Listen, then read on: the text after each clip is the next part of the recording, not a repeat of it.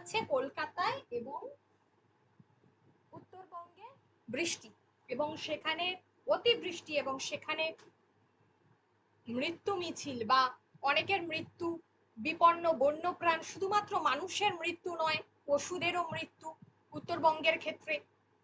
এই বিষয়টা তো দুটোই আলাদা আলাদা করে আলাদা আলাদা করে একটা প্রতিবেদন করতে হবে, যে দুটো আজকে আমি করিয়ে দিচ্ছি।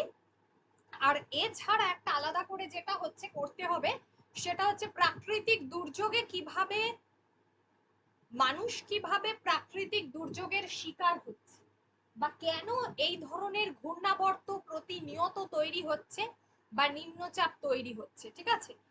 বা আমরা যেটা ভারতবর্ষের ক্ষেত্রে দেখেছি যে উত্তরাঞ্চল যে সমস্ত এলাকাগুলো, হিমাচল প্রদেশ, যেখানে মেঘভাঙা বৃষ্টিতে মৃত্যু হয়েছে, ধস নামছে পাহাড়ি অঞ্চলে, এই বিষয়টাই টোটাল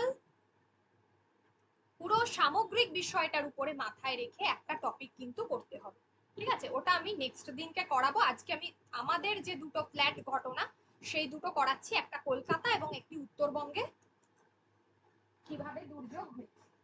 আচ্ছা, এবার সবার আগে বলবো যে যখন আমরা কোনো প্রতিবেদন লিখছি, প্রতিবেদন মূলত আমাদের ক্ষেত্রে এই মুহূর্তে যে তিনটে প্রতিবেদন আসছে, এতদিন দুটো প্রতিবেদন আসছিল, দুটো মানে সংখ্যায় দুটো নয়, আমি বলছি প্রকারভেদ হিসাবে দুটো, দুই ধরনের, কিন্তু এখন সেটা হচ্ছে না। এতদিন আমাদের শুধুমাত্র সাধারণ প্রতিবেদন করলেই হতো, প্লাস হচ্ছে সম্পাদকীয় প্রতিবেদন। পরীক্ষায় মূলত সম্পাদকীয় প্রতিবেদনটা বেশি দেয়, সাধারণটা ইদানিংকালে খুব কম দেয়। আর একটা হচ্ছে এই মুহূর্তে যেটা আমাদের থার্ড ওয়ান করতে হবে, যেটা ফিচার, যেটাকে আমরা বলছি যে ফিচার, যেটা মিসলেনিয়াস পরীক্ষাতে এসেছে বা মিসলেনিয়াস পরীক্ষাতে বেশ কয়েক বছর ধরে আসছে। সেই টপিক যদি আবার কি বলবো, সেটা যদি ক্লার্কশিপে ইন্ট্রোডিউসড করে দেয় বা ডাব্লিউবিসিএস এ যদি ইন্ট্রোডিউসড করে দেয়, তাহলে কিন্তু আমরা অবাক হব না, ঠিক আছে। এবার সাধারণ প্রতিবেদন, সম্পাদকীয় প্রতিবেদন আর ফিচার ধর্মী প্রতিবেদনের মধ্যে তফাৎ কোথায়, কোনটা কাকে বলে।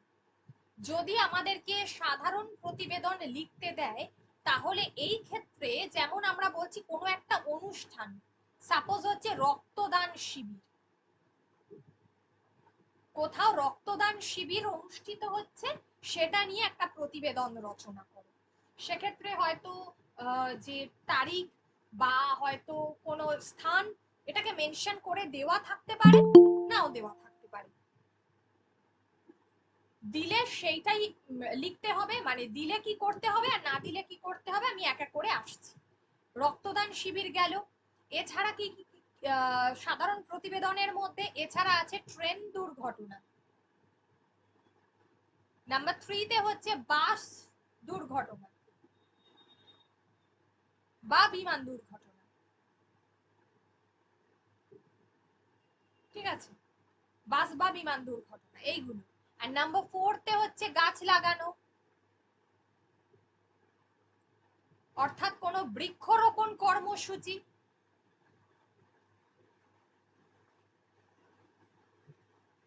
আচ্ছা, নাম্বার 5 এ হচ্ছে ফুলের প্রদর্শনী অর্থাৎ পুষ্প প্রদর্শনী। এই যে প্রতিবেদনগুলো আমাদের সাধারণ প্রতিবেদন হিসাবে পড়ে যেতে হবে, ঠিক আছে। এই প্রতিবেদনগুলো সাধারণ প্রতিবেদন হিসাবে পড়ে যেতে হবে। বর্তমানে এগুলো খুব খুব কম আসে, আসে না বললেই চলে, কিন্তু তবু আমাদের একটু দেখে যেতে হবে। এটা একটা গেল।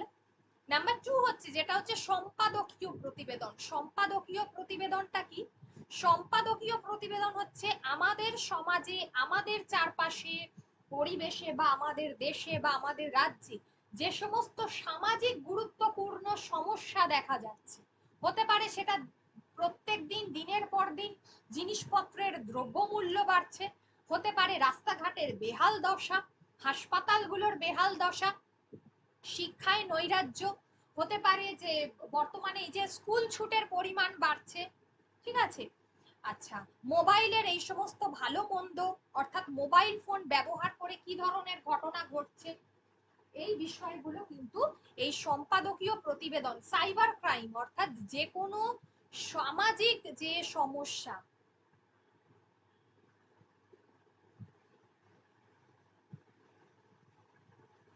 সামাজিক মনস্তাত্ত্বিক সমস্যা সমাজের চারপাশে, দেশের, রাজ্যের, সেই বিষয়গুলো কিন্তু কোনো বিতর্কিত ঘটনা নয়।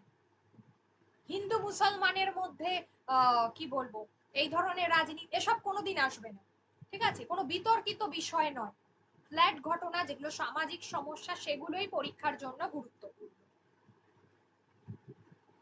আমরা কিছু বছর আগে বিসিএস একটা কোয়েশ্চেন দেখেছিলাম, তখনকার ক্ষেত্রে ওটা খুবই রেলিভেন্ট ছিল। তার কারণ হচ্ছে যে সেই সময় আমাদের চারপাশে যত বাস, যে টার্মিনাস গুলো হচ্ছে, বা আমরা যেগুলোকে বাস স্টপেজ বলে থাকি, বাস স্টপ গুলো তৈরি হচ্ছে, সেখানে বিভিন্ন মনীষীদের কথা লেখা হচ্ছিল। কেন? এটা নিয়েও কিন্তু ডাব্লিউবিসিএস এর ক্ষেত্রে প্রতিবেদন এসেছে, কারণ সেই সময় সেটা গুরুত্বপূর্ণ ছিল, একটা গুরুত্বপূর্ণ ইস্যু ছিল। ঠিক আছে, তাহলে এগুলো গেল সম্পাদকীয়। আর ফিচারটা কোনটা? ফিচার হচ্ছে যে ফিচার কিন্তু প্রবন্ধ নয়, আগেই বলে থাকি ফিচার মানে হচ্ছে প্রবন্ধ নয়, কিন্তু সেটাকে গল্প সহকারে বলতে হবে। কোনো একটা ইনফরমেশনই আমরা দিচ্ছি, কিন্তু সেটাকে একটা একটা স্টোরি টেলিং এর মাধ্যমে দিচ্ছি, প্রবন্ধ হিসাবে লিখছি না। আমি যদি বলি যে এখনকার মানুষের মধ্যে কি বলবো, মানুষ অনেক বেশি মন নিয়ে ভাবছে, বা মনের ক্ষেত্রেও কিন্তু যেমন শারীরিক অসুখের ক্ষেত্রে আমরা দেখছি, তেমনি মনের ক্ষেত্রেও কিন্তু সেই অসুখগুলোর চিকিৎসা প্রয়োজন। ঠিক আছে, এই বিষয়গুলো, তার মানে এই নয় যে এগুলো কিন্তু আমি প্রবন্ধ আকারে লিখবো, একদমই নয়। বা র্যাগিং এর মতো গুরুত্বপূর্ণ সমস্যা, এটা সম্পাদকীয়র মধ্যেও আসতে পারে, ফিচারের মধ্যেও আসতে পারে। বা এই যে মিসলেনিয়াসের দুটো এসেছে, একটা হচ্ছে বাংলা সাহিত্যে ভ্রমণ সাহিত্য, বা ভ্রমণ, হ্যাঁ, সাহিত্যে ভ্রমণ সাহিত্য যেটা, আর বাংলায় ভ্রমণ সাহিত্য একটা। আর নাম্বার 2 ছিল যে ক্রীড়া সাহিত্যিক বনাম ক্রীড়া সাংবাদিক। ক্রীড়া সাংবাদিক আর ক্রীড়া সাহিত্য কি এক জিনিস? এটা থেকে আমি যদি এখন প্রথমেই তুলে ধরি যে ওই কোন রকম কাকে ক্রীড়া ক্রীড়া সাহিত্য বলে, কাকে ক্রীড়া সাংবাদিকতা বলে, এইভাবে নয়। বিষয়টা হচ্ছে প্রবন্ধর আকারে নয়, বা একাধিক প্যারা করছি, একদম নয়। ঠিক আছে, প্রতিবেদন যখনই লিখতে হবে সেটা 3টে প্যারাতেই লিখতে হবে। আর সেটা যখন লিখবো অবশ্যই একটা স্টোরি টেলিং এর মাধ্যমে লিখবো, ফিচার যদি হয় লেখাটা।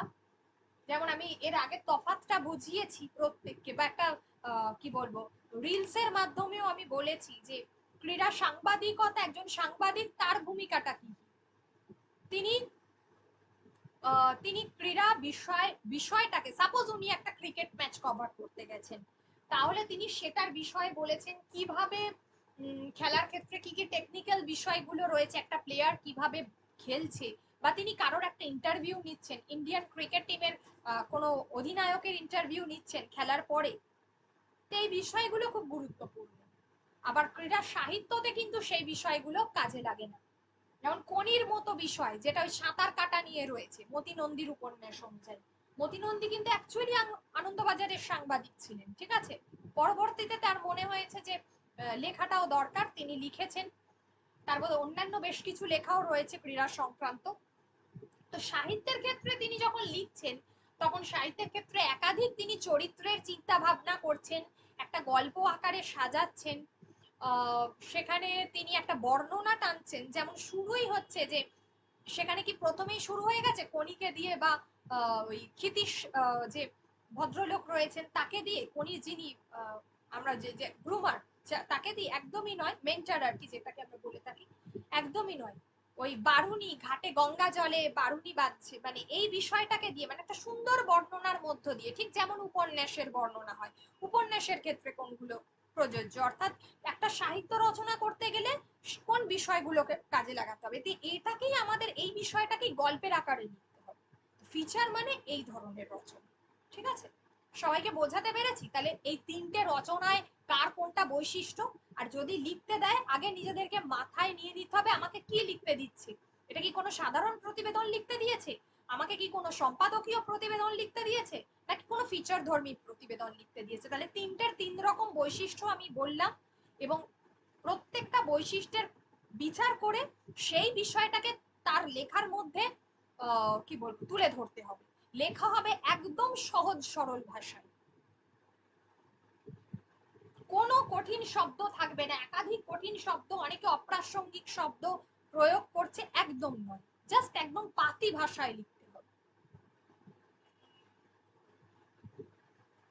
কারণ এই তিনটে টপিকের মধ্যে যদি কোথাও কোনো অসুবিধা থাকে জিজ্ঞাসা করতে পারে।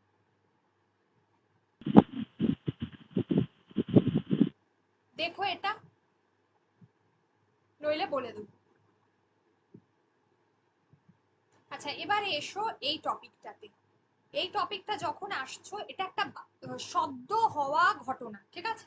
তো সদ্য হওয়া ঘটনাতে আমরা তো কোনো ডেট তারিখ এই মুহূর্তে আগে উল্লেখ করতে পারবো না, কিন্তু যেহেতু এটা একটা দুর্ঘটনা, সেহেতু এখানে উল্লেখ না করতে পারলেও আমাদের লেখার মধ্যে আমরা পরবর্তীতে উল্লেখ করতে পারবো। Number one. নাম্বার টু, যেহেতু এটা একটা দুর্ঘটনা, আমাদের লেখার মধ্যে কোন ধরনের পয়েন্টস গুলো উঠে আসবে, ঠিক আছে? আমাদের লেখার মধ্যে কোন ধরনের পয়েন্টস গুলো উঠে আসবে? নাম্বার হচ্ছে, এটা একটা দুর্ঘটনা গেল, তাহলে সেক্ষেত্রে দুর্ঘটনাটা কবে ঘটেছে, কখন ঘটেছে, ঠিক আছে? তাহলে ডেট, অর্থাৎ কবে কখন ঘটেছে। নাম্বার থ্রি হচ্ছে কি ঘটেছে। নাম্বার ফোর হচ্ছে তার কি প্রভাব ফেলেছে, অর্থাৎ ফলাফল হলো।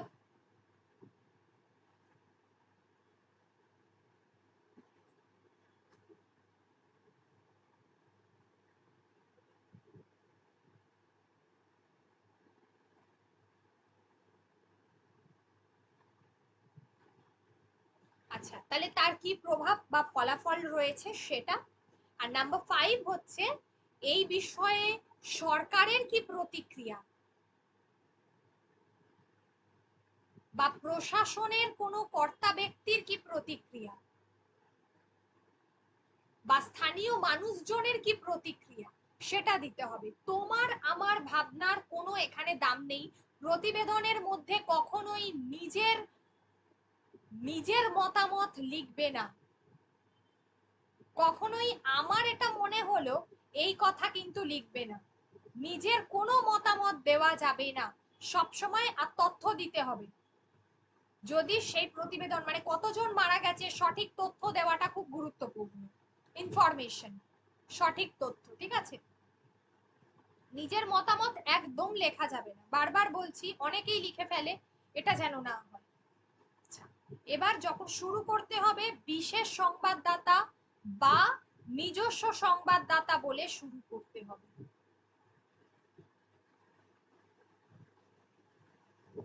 বিশেষ সংবাদদাতা বা নিজস্ব সংবাদদাতা বলে লেখাটা শুরু করতে হবে। আচ্ছা, স্থানের পরিবর্তে ক, খ, গ, স্থানের জায়গায় কোনো স্থানের নাম লেখা যাবে না। এটা যেহেতু কলকাতায় প্রশ্নটার মধ্যেই রয়েছে অতিবৃষ্টি বা এই ধরনের ঘটনা কোথায় ঘটেছে, কলকাতায়, সেই কারণের ভেতরে লেখাগুলো আছে, বাট কখনোই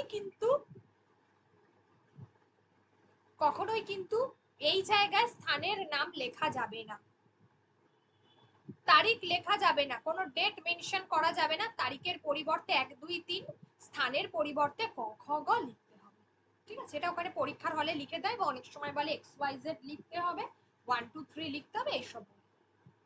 আচ্ছা, এবার ফার্স্ট হচ্ছে যে এই ঘটনাটা ঘটছে কবে। এই ঘটনাটা আমাদের দেখা যাচ্ছে যে উৎসবের আবহে ঘটছে। আমরা সবাই জানি বাস্তব ঘটনাটা কি, না ঠিক দুর্গাপুজোর সময়ে, ঠিক দুর্গাপুজোর সময়ে এরকম মহালয়ার পরের দিন, অর্থাৎ কিনা 22শে সেপ্টেম্বর রাতের এই ঘটনাটা, যেটা কলকাতায় হয়েছে। উৎসবের আবহে নবরাত্রির সূচনার দিনেই রাতভর প্রবল বৃষ্টিতে কার্যত হাবুডুবু খাচ্ছে শহর কলকাতা। আচ্ছা, এখানে কলকাতা স্পেলিং গুলো কয়ওকার, এই স্পেলিংটা ঠিক আছে, কিন্তু এখনকার কলকাতা স্পেলিং এটাই হওয়া উচিত, তাই কয়ওকারটাই তোমরা মেনশন করো। অনেকেই দাবি করছেন এখানে তোমার আমার মত তো লেখা যাবে না, সেই জন্য অন্যের দাবিটা লিখতে হবে। অনেকেই দাবি করছেন রাত থেকে ভোরের মধ্যে মেঘ ভাঙা বৃষ্টি হয়েছে কলকাতায়। এবার এই প্রসঙ্গক্রমে আহ প্রসঙ্গক্রমে বা প্রাসঙ্গিকভাবে জানিয়ে দেওয়া যেতে পারে বা প্রসঙ্গক্রমে, তবে আবহাওয়া দপ্তর জানিয়েছে মেঘভাঙা বৃষ্টি কলকাতায় হয়নি। একই সঙ্গে জানানো হয়েছে মেঘভাঙা বৃষ্টি কখন হতে পারে সেই তথ্যটা একটা জাস্ট এক লাইনে দিয়ে দেওয়া, যে 1 ঘন্টায় 2 মিলিমিটার বেশি বৃষ্টি হলেই এই বর্ষণকে মেঘভাঙা বৃষ্টি বলা যেত। সাধারণত ঘন্টায় 100 মিলিমিটার বা তার বেশি বৃষ্টি হলে তাকে মেঘভাঙা বৃষ্টি বলে, কিন্তু কলকাতায় 251.4 মিলিমিটার বৃষ্টি হয়েছে। তাই জন্য নিম্নচাপের জেরেই এই ভারী বর্ষণ বলে মনে করছে আবহাওয়া দপ্তর। হলো ফার্স্ট প্যারা। তাহলে ফার্স্ট প্যারার মধ্যে বৃষ্টিটা কখন হয়েছে, কিভাবে হয়েছে, মানে আসল কি ঘটনাটা ঘটেছে আর কখন হয়েছে, যে কোনো দুর্ঘটনা কখন হয়েছে, কখন, কবে, আর আসল ঘটনাটা কি, প্রকৃত ঘটনা। এবার কখনোই কিন্তু আমরা প্রথমেই শুরু প্যারাতে কখনোই কিন্তু কি ফলাফল হয়েছে সেটা দিতে যাব না, মানে কতটা কি ক্ষতিগ্রস্ত হয়েছে সেটা আমরা সবসময় মনে রাখতে হবে। আমরা একটা খবর পাওয়ার পরে কিন্তু সেটা লিখতে পারি, তাই জন্য সেটাকে অলওয়েজ মিডল প্যারাতে লিখতে হবে। কি কি প্রভাব পড়েছে এই ঘটনায়। প্রথমত দুর্যোগের সকালে প্রথমেই যেটা জানা যায় যে একাধিক মানুষ বিদ্যুৎ স্পৃষ্ট হয়ে মারা গেছেন কলকাতায়। এখানে তো পাহাড় নয়, ধসও নামেনি। দুর্যোগের সকালে কলকাতায় এবং সংলগ্ন এলাকায় বিদ্যুৎ স্পৃষ্ট হয়ে একের পর এক মৃত্যুর খবর মিলছে। সকাল থেকে এখনো পর্যন্ত 9 জনের মৃত্যুর খবর মিলেছে, তাদের মধ্যে 7 জন বিদ্যুৎ স্পৃষ্ট হয়ে প্রাণ হারিয়েছেন, 2 জন কোনোভাবে জলে ডুবে মারা গিয়েছেন বলে প্রাথমিকভাবে অনুমান পুলিশের। ঘটনার পরে আরো মৃত্যু সংখ্যা বাড়তে পারে বলে জানিয়েছেন পুলিশ, কলকাতা পুলিশ। এটা লিখে দেবে, ঠিক আছে। তাতে কি হয় যে ঘটনাটা আরো যদি মৃত্যুর সংখ্যা বাড়ে বা তোমাদের কাছে যদি হয় কোনো ক্রমে এক্সাক্ট সংখ্যাটা নেই, তাহলে সেই ক্ষেত্রে অসুবিধা হবে। এবার হলো আসল ঘটনাটা, বলছো যে 22শে সেপ্টেম্বর যেটা জানা গেছে যে সোমবার রাত থেকে 23 তারিখ মঙ্গলবার ভোর পর্যন্ত নাগাড়ে বৃষ্টি হচ্ছে কলকাতা এবং শহরতলিতে, মানে কলকাতার আশেপাশের এলাকাগুলো। একটানা বৃষ্টির জেরে জলমগ্ন হয়ে পড়েছে কলকাতার বিভিন্ন গুরুত্বপূর্ণ এলাকা, উত্তর থেকে দক্ষিণ গোটা শহরেই একই পরিস্থিতি। এবার কি কি হচ্ছে, যে সারা রাস্তা যে সমস্ত অঞ্চলে জল জমে না সেগুলো, বহু বাড়ি গাড়ি সবই জলের নিচে। কলকাতা ট্রাফিক পুলিশ সূত্রে জানা গিয়েছে যেসব রাস্তায় আগে কখনো জল জমেনি সেই রাস্তাও জলের তলায়। এইসব এলাকা থেকে জল বার করার চেষ্টাও শুরু হয়েছে, তবে যেহেতু দীর্ঘক্ষণ ধরে বৃষ্টি হচ্ছে তাই জল নামতে দেরি হচ্ছে। তাহলে এটা হলো ঘটনাটার প্রভাব, অর্থাৎ কি ঘটনা ঘটেছে সেইটা।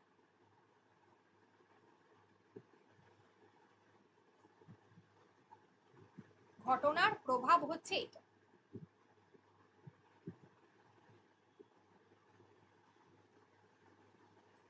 লাস্ট ওয়ান হচ্ছে যেটা, এবার হচ্ছে এখানে প্রশাসনিক তরফে কি বিবৃতি দিয়েছে, এইরকম যে একটা ঘটনা এতজন মানুষ মারা গেল, প্রশাসনিক বিবৃতি, ঠিক আছে। এবার সেখানে একটা কথা বলবো, ফার্স্ট অফ অল কোনো মন্ত্রী, কোনো নেতা, কারোর নাম দেওয়া যাবে না। নেতাদের নাম তো একেবারেই দেবে না, বা নেতার কোনো পদও হয় না সেটা লিখতে পারবে না, ঠিক আছে। এখানে দুটো জিনিস লেখা যায়, জেলার ক্ষেত্রে আমলা অর্থাৎ কোনো প্রশাসনিক ব্যক্তিত্ব, সেটা অতিরিক্ত জেলা শাসক হোক, জেলা শাসক হোক, বিডিও হোক, তার পদকে উল্লেখ করা যেতে পারে, কিন্তু কখনোই তার ব্যক্তিগত নামকে উল্লেখ করা যাবে না। ঠিক এই জায়গায় মুখ্যমন্ত্রী উল্লেখ করা যেতে পারে, মমতা বন্দ্যোপাধ্যায় উল্লেখ করা যাবে না। পশ্চিমবঙ্গের মুখ্যমন্ত্রী বিবৃতি দিয়ে জানিয়েছেন ক্ষতিগ্রস্ত পরিবারগুলিকে সরকার থেকে 2 লক্ষ টাকা করে ক্ষতিপূরণ দেওয়া হবে। অর্থাৎ মুখ্যমন্ত্রী কি জানিয়েছেন, এই ঘটনার পরে সরকার থেকে বিশেষ করে হোমগার্ডের ব্যবস্থা করে, বিশেষ ব্যবস্থা করে যে সমস্ত পরিবারের মানুষ নিহত হয়েছেন তাদের পরিবারের একজনকে হোমগার্ডের চাকরি দেওয়া হবে, পরিবারের একজন সদস্য। তারপরেও সিএসসি কে অনুরোধ করা হবে 5 লক্ষ টাকা করে মৃতদের পরিবারকে দেওয়ার, কারণ বিদ্যুৎ স্পৃষ্ট হয়ে শহরে এতজনের মৃত্যুর জন্য মঙ্গলবারই, মানে অর্থাৎ সেই দিনই সিএসসি কে দায়ী করে ক্ষোভ প্রকাশ করেছেন মুখ্যমন্ত্রী। এখানে আর এই তারিখটা না দিলেও চলবে, পার্টিকুলার ওই সেই দিনই বা ঘটনার দিনই ক্ষোভ প্রকাশ করেছিলেন মুখ্যমন্ত্রী। ঠিক আছে, তিনি আশা করেছেন খুব তাড়াতাড়ি তিলোত্তমা আবার তার ছন্দে ফিরে আসবে। এটা বলে লাস্টে একটু শেষ করো, ঠিক আছে এই জায়গাটা।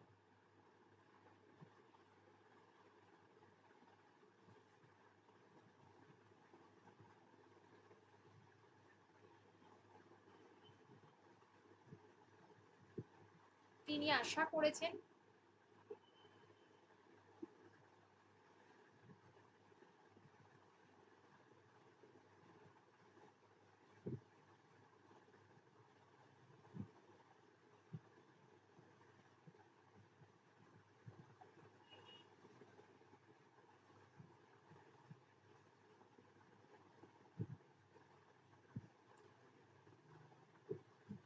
কল্লোলিত হবে।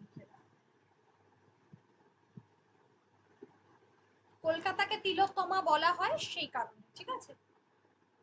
তিনি আশা করেছেন তিলোত্তমা খুব শীঘ্রই পুজোর আবহে কল্লোলিত হবে, এটা বলে শেষ করব। এখানে ইনফরমেশন গুলো দেওয়া আছে। আচ্ছা, এবারে হলো একটা, তো আমি একটু সামান্য বেশি এই ওয়ার্ড লিমিটটা বেশি রেখেছি, তোমাদের এতটা ওয়ার্ড লিমিট লাগবে, ঠিক আছে। তোমাদের সেক্ষেত্রে যে যে জায়গাগুলো কমাবে আমি বলে দিচ্ছি। বলছিলাম বলো। কল্লোলিত মানে কি?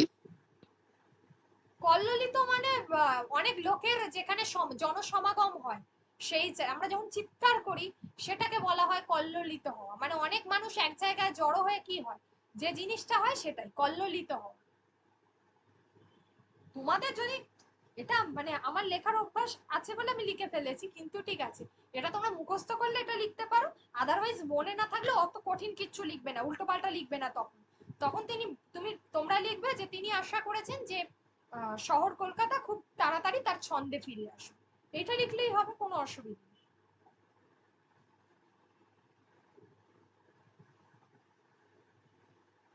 বোঝা গেল?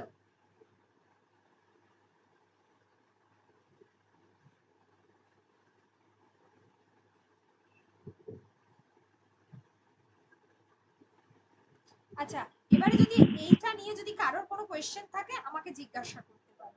আমি আরেকটা বিষয় বলবো যে এখান থেকে কি কি বাদ দিতে হবে। মানে এটা তো আমি ওয়ার্ড লিমিট তথ্যর কারণে একটু বেশি রেখেছি, তো এটাকে ছোট করবে কিভাবে সেটাই আমি বলতে চাচ্ছি।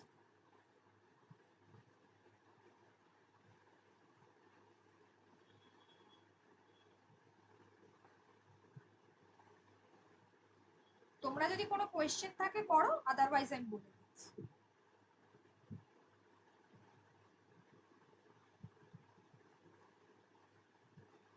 চুপ থাকলে হবে না, যদি কারোর মনে কোনো প্রশ্ন জাগে অবশ্যই করে ফেলতে পারো।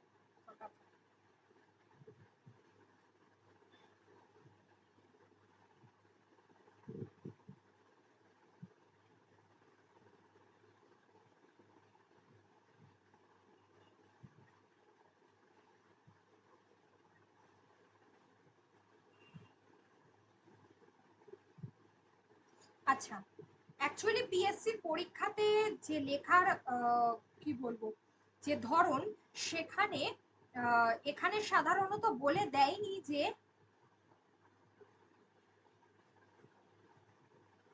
যে ধরনটা দিয়েছে এখানে, তো মোটামুটি ভাবে রয়েছে হলো। আচ্ছা, এখানে রয়েছে একটা প্রতিবেদন 15-15, আর একটা প্রতিবেদন আর একটা হচ্ছে ভাবার্থ, দুটোই 15-15 করে রয়েছে। আর এদিকে রয়েছে একটা বঙ্গানুবাদ যেটা 20 নম্বর, ঠিক আছে। তাহলে 15+15, তো এখানে যেহেতু ওয়ার্ড লিমিট সেভাবে বলেনি, তো পিএসসি নিয়ম অনুযায়ী 150 থেকে 200 শব্দের মধ্যেই তোমরা রাখবে, এর থেকে বেশি রাখবে না, ঠিক আছে। 150, 170-80 রাখলেই যথেষ্ট। তো সেক্ষেত্রে এত একদম ফার্স্টে হচ্ছে একদম যাবে যে কবে ঘটনাটা ঘটেছে।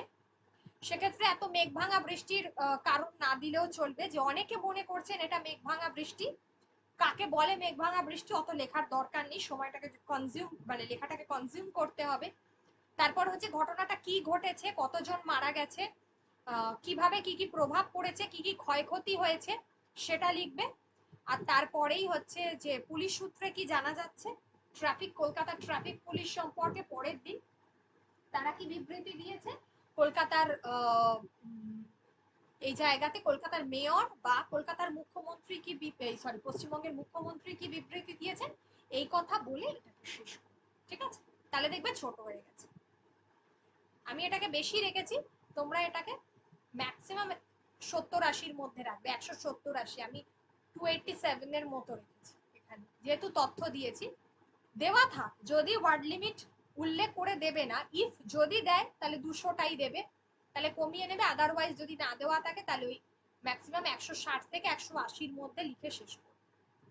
কারণ এটাতে রয়েছে মাত্র 15 নম্বর, খুব বেশি নয়, তাই জন্য এর থেকে বেশি লিখলে টাইম খাবে।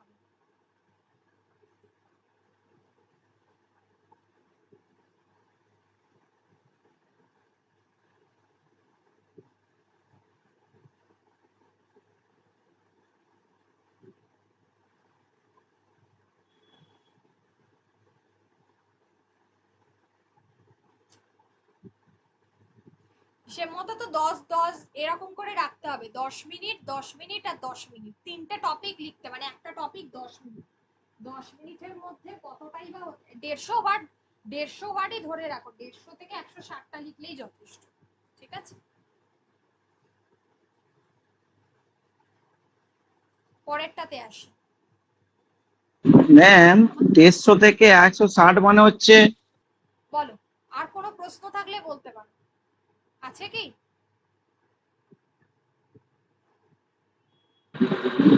আমার নেই।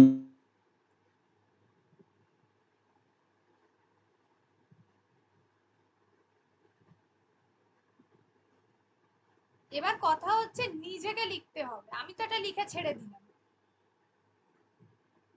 আমার প্রত্যেকদিন অন্তত 4 থেকে 5টা টপিক লেখার অভ্যাস আছে, কিন্তু তোমাদের তো একটা টপিকও লেখার ঠিকঠাক মতো অভ্যাস নেই।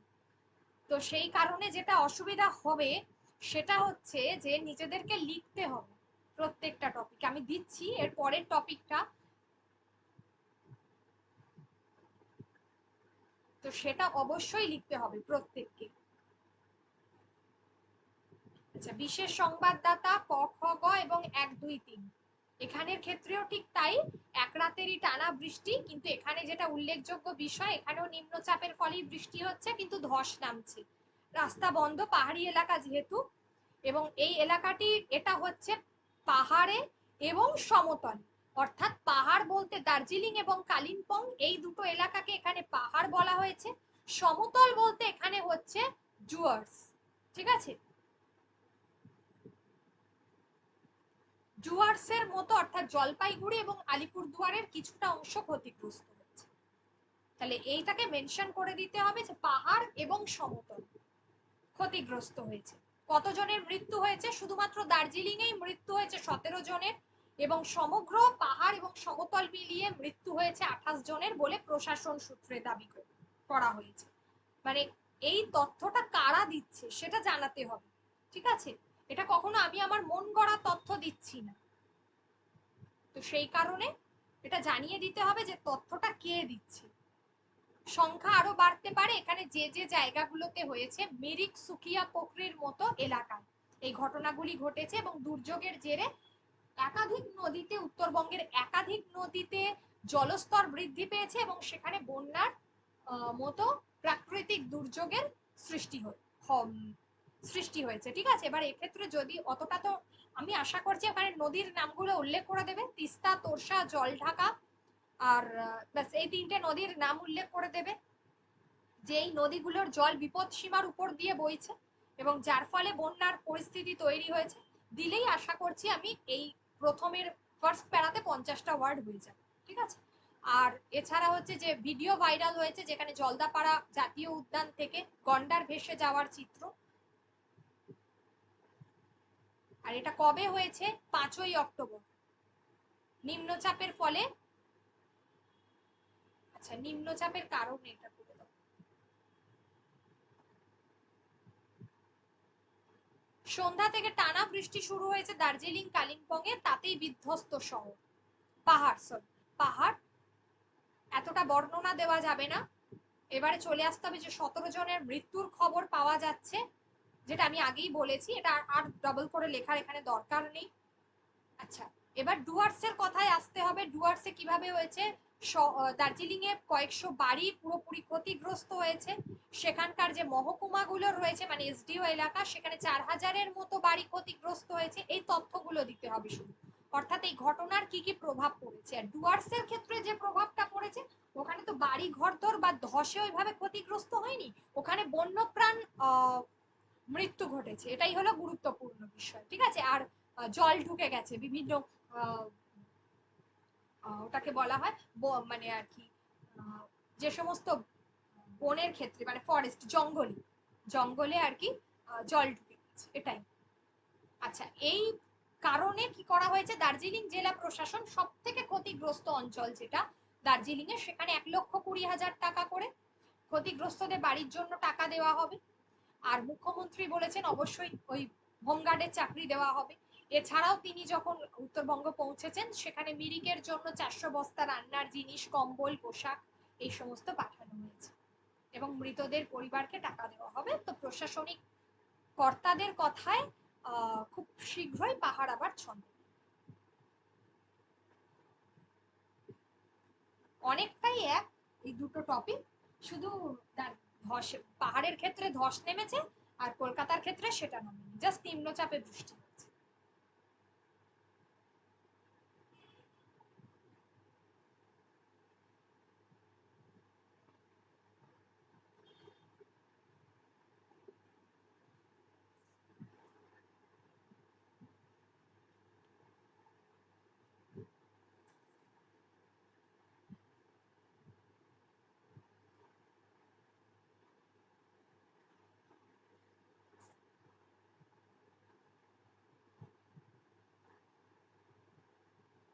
হলো এটা। আচ্ছা, নেক্সট দিনকে প্রতিবেদনের টপিকটা নাও। প্রতিবেদন এটা রেডি করবে, সেটা হচ্ছে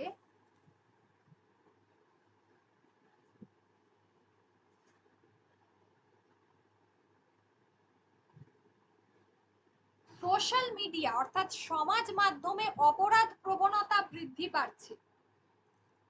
পাচ্ছে। ঠিক আছে, সামাজিক মাধ্যমগুলিতে অপরাধ প্রবণতা বৃদ্ধি পাচ্ছে বা বাড়ছে, অপরাধ প্রবণতা বাড়ছে। ঠিক আছে, এই বিষয়ে প্রতিবেদন রচনা করুন। এটা কি আগে হয়েছিল?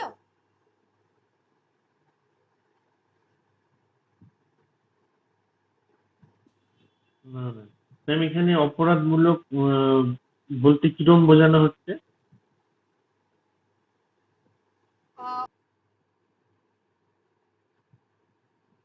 আর এবারে আসবো এই সার সংক্ষেপটা।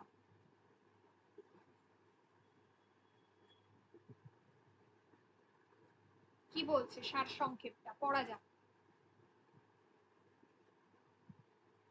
বলছে যে আমার মতে শিক্ষার প্রণালী হচ্ছে বৈরাগীর রাস্তায়।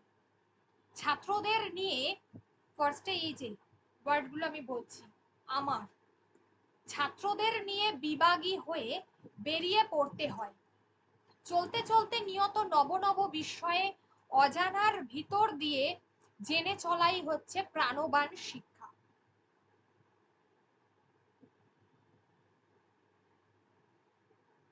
তারপর কি বলছে প্রাণবান শিক্ষা, তারপরে হচ্ছে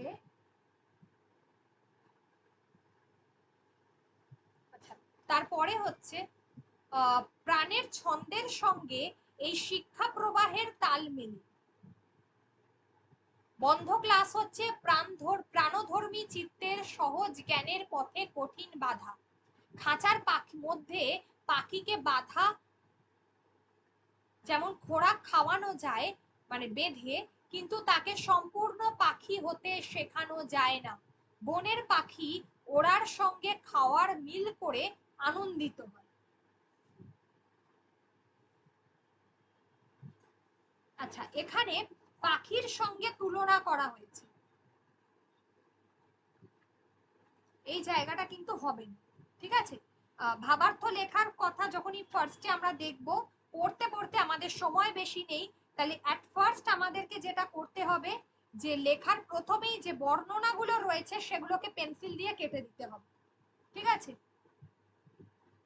লেখার প্রথমেই যে পেন্সিল দিয়ে কেটে দিতে হবে, যে খাঁচার মধ্যে পাখিকে বাঁধা খোরাক খাওয়ানো হয়, খাঁচার মধ্যে পাখিকে বাঁধা খোরাক খাওয়ানো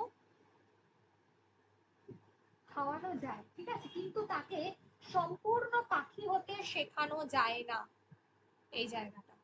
তারপরে যে বনের পাখি ওড়ার সঙ্গে খাওয়ার মিল করে আনন্দিত হয়, খাওয়ার মিল করে আনন্দিত হয়, এই জায়গাটা। এগুলো হচ্ছে বাদ। এখানে বনের পাখি আর সেই খাঁচার পাখি এই দুটোর মধ্যে তফাৎ, মানে তুলনা টেনেছে। এবার আমি বলবো কেন এটা বাদ গেল কেন। প্রথমে হচ্ছে যেহেতু এখানে তুলনাটা দিয়েছে, বিষয়টা কি বলছে যে শিক্ষা, আমার মতে শিক্ষার প্রণালী, প্রণালী হচ্ছে কি আমাদেরকে প্যাসেজের ওয়ার্ড যতটা সম্ভব বর্জন করতে হবে। বারবার বলছি, প্যাসেজ থেকে ডিরেক্টলি কোনো বাক্য নেওয়া যাবে না, কোনো শব্দ যতটা সম্ভব শব্দ বাদ দিতে হবে। শিক্ষা হচ্ছে এই লেখাটার মধ্যে একটা মূল, ঠিক আছে, মূল লেখা শিক্ষা, তাই জন্য এটা তো থাকবেই, কিন্তু প্রণালী হচ্ছে পদ্ধতি, প্রণালী হলো একটা পদ্ধতি, প্রণালীর সমার্থক শব্দ। বৈরাগী ব্যাপারটা কি, বৈরাগীরা আমরা জানি যে যারা রাস্তায় ঘুরে ঘুরে বেড়ায়, তাই তো, অর্থাৎ যারা কিনা কোনো বদ্ধ জীবনে থাকতে চায় না, যারা জীবনে উন্মুক্ত ভাবে থাকতে চায়, অর্থাৎ যারা আমাদের যে সংসারে যাবতীয় মানে ভাবনা চিন্তা এগুলো যারা রয়েছে সেখান থেকে যারা মুক্ত সেটাকে বলা হয়, জাগতিক চিন্তা ভাবনা থেকে যারা মুক্ত হতে চায়।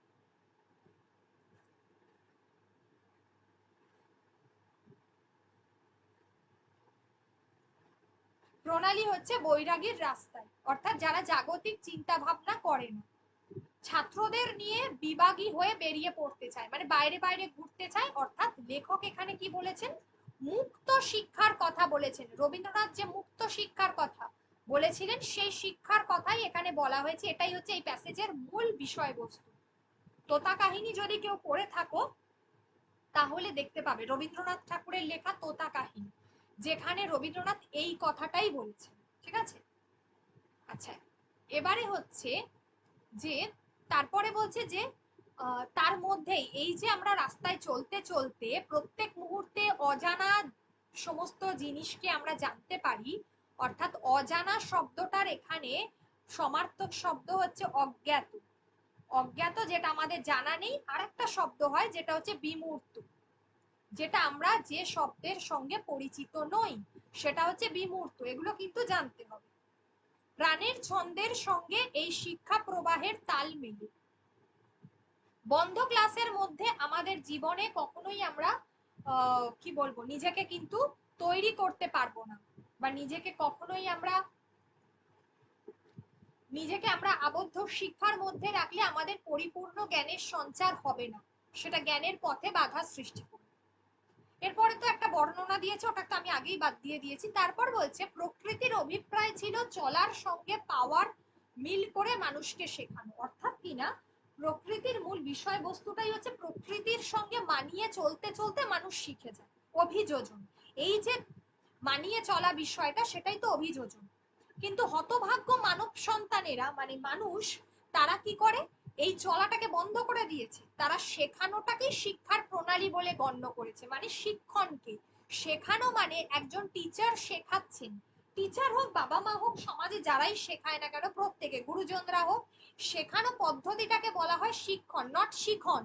শিখন হবে না, কিন্তু শিখন মানে যে শিখছে এটা হবে না, শিক্ষণ যিনি শেখাচ্ছেন তার ক্ষেত্রে প্রযোজ্য, ঠিক আছে, যিনি শেখাচ্ছেন তাতে কত ব্যর্থতা কত দুঃখ তার হিসেব কে রাখে।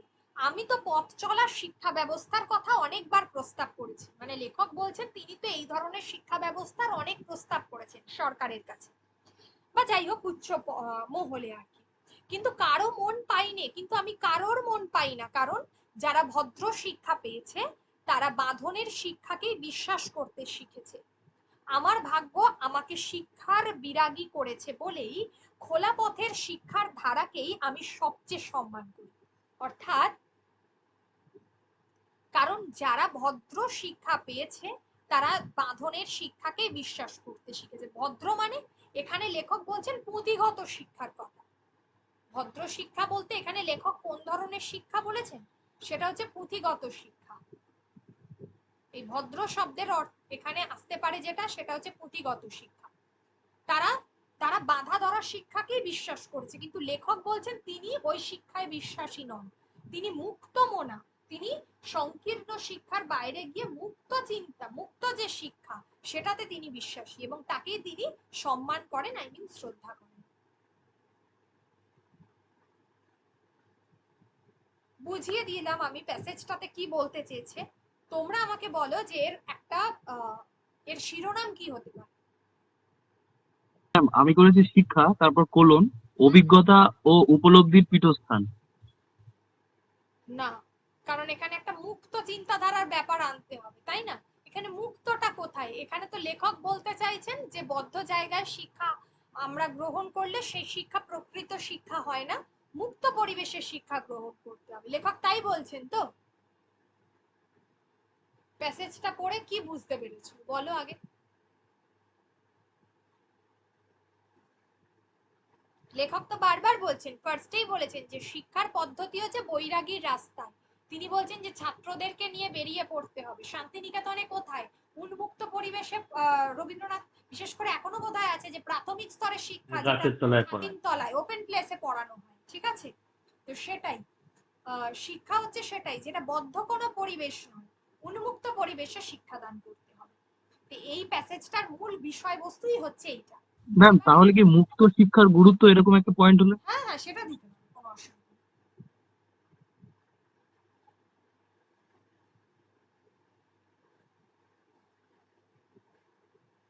আচ্ছা, এবারে আসি লেখাটার মধ্যে, দেখ কিভাবে উত্তরটা করবে। এটা তো গেল শিরোনাম। আচ্ছা, এটার প্যাসেজ এই সরি ওয়ার্ড, হ্যাঁ ওয়ার্ড আছে মোটামুটি ভাবে আমি যতটুকু দেখেছি 130 মতো, 130 130 31 এরকমই হবে, ঠিক আছে? তো এটাকে ওই 43টা মতো ওয়ার্ডে নামাতে হবে, 43 থেকে ম্যাক্সিমাম 45, 1/3 লিখতে হবে। যখন ভাবার্থ করতে হবে অবশ্যই 1/3 লিখতে হবে। বারবার বলছি প্যাসেজে কিন্তু ওয়ার্ড লিমিট। এবার আমার কথা হলো মাত্র 10 মিনিট সময়, এত টাইম পাবে কি করে তোমরা? একবারই পড়বার সুযোগ পাবে, ভালো করে পড়বে মন দিয়ে। ওয়ার্ডগুলো কিভাবে মানে একটা একটা করে তো গোনার টাইম নেই, এইভাবে গুনবে 1 2 3 4 5 6 7 8 9 10 11 12, ঠিক আছে? 12, আর লাইনে কটা ওয়ার্ড আছে দেখে নাও, 1 2 3 4 5 6 7 8 9 10 11, তাহলে 12 ইন্টু 11, এইভাবে করে এটাকে ওই 131 32টা মতো হবে। তো ওটাকে 12 ইন্টু 11 এইভাবে ওটাকে গুণ করে দেবে, দিলেই বেরিয়ে যাবে, এটা তাড়াতাড়ি হয়ে যাবে, ঠিক আছে? এইভাবে কাউন্টটা করবে, করে এবারে লিখবে। এবারে যখন লেখাটা হলো যে ফার্স্টে কি করতে হবে, পড়ে ব্যাপারটা বুঝে যেতে হবে, এবং তার হচ্ছে একটা শিরোনাম দিতে হবে। ফার্স্টেই হচ্ছে শিরোনাম। তো শিরোনামটা আমি দিয়েছি মুক্ত শিক্ষা অথবা উন্মুক্ত পথে শিক্ষার ভাবনা, ঠিক আছে? যে কোনো একটা, দুটো দিয়েছি। আচ্ছা, এবারে আমি ফার্স্টেই আসি। প্রেসির ক্ষেত্রে, ভাবার্থের ক্ষেত্রে উত্তম পুরুষ লেখা যাবে না। আমি, আমরা, আমাদিগকে, তুমি, তোমরা, তোমাদিগকে এসব লেখা যাবে না। উত্তম মধ্যম লেখা যাবে না, সবসময় প্রথম পুরুষে লিখতে হবে, অর্থাৎ ভাব বাচ্য যেটাকে বলা হয়, প্রথম পুরুষে লিখতে হবে। কিভাবে লিখবো প্রথম পুরুষে? ফার্স্টেই যেটা করব যে আমার মতে শিক্ষার প্রণালী হচ্ছে বৈরাগীর রাস্তায়, ছাত্রদের নিয়ে বিভাগী হয়ে বেরিয়ে পড়তে হয়, চলতে চলতে নিয়ত নব নব বিস্ময়ে অজানার ভিতর দিয়ে জেনে চলাই হচ্ছে প্রাণবান শিক্ষা, অর্থাৎ উন্মুক্ত শিক্ষা, প্রকৃত শিক্ষা। তাহলে আমাকে কি করতে হবে না, আমার মতে এখানে আমি কেউ নই, লেখক। লেখক এখানে বলেছেন, প্রথম পুরুষে লেখক বিষয়টা আসবে। লেখকের চিন্তায় শিক্ষার প্রণালী হচ্ছে বৈরাগীর রাস্তায়। বৈরাগী মানে কি আমি আগেই বলেছি, যে জাগতিক বিষয়বস্তু ছেড়ে বেরিয়ে আসতে পারে, তাই তো? অর্থগুলো বোঝার চেষ্টা করবে। জাগতিক বাসনা থেকে বিরত থেকে, জাগতিক বাসনা, আচ্ছা এখানে একটা জিনিস বলি,